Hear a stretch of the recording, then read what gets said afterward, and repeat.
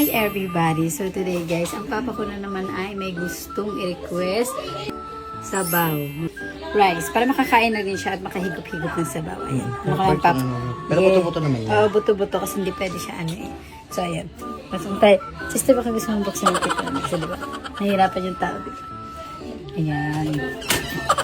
Ayan. So diba alam niyo naman, lagi nire-request ni papa ang sabaw. Diba? Kasi yan ang mga paborito niya noon pa man. Kailangan din ni papa ang gulay-gulay. Diba pa no? Masarap naman ba?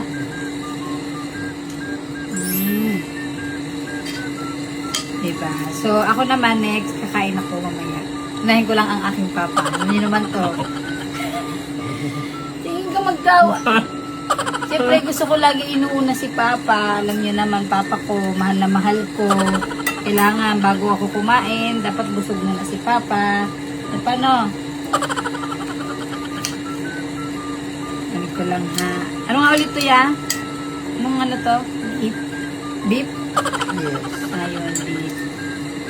Beef ba yan? Ay, di, baboy yan. Ay, baboy ba to? Buto? Baboy Buto. buto. Bawal siya sa mga ano eh. Ay, request mo pala Sa yun? ribs lang, ribs. Ay, oo mo. Ang galing naman ng papa ko. Kasi nag-uulan yung rose niya. Oo nga. Sino yung mga dogs?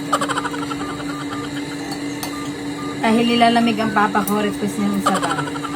Alam niyo naman, ang papa ko, hindi ka-arte. Pag nakikita niya ako, nag-arte-arte yan siya. Teka naman pa. Mo pa ha. Ay, oo nga, ang perfect. Kala mo chef na. Ako perfect.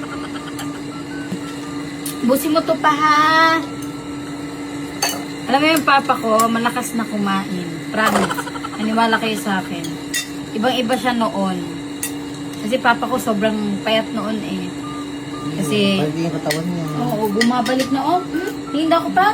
Ganyan ka daw pa? Oh. Grabe. Hindi naman ganun magpatingin ng malakas ang katawan. Ayan eh. Tapos naglalakad na siya sa labas. Diba pa? Paggabi, naglalakad ka sa labas. hindi pala. Kala ko naglalakad ka dun. Ayun pala gagawin namin ni Papa. Gusto mo pa lumabas tayo pa? Labas tayo ha, tuwing morning ha. Huwag bang kaanuhan oh. Lalabas tayo tuwing umaga ha. Grabe. Ayun lang everybody. Ayan lang naman ang ginagawa namin ni Papa, everyday. Ayan, pag may mga nire-request ang Papa ko, go for the go agad. So, yun lang. Bye na, everybody!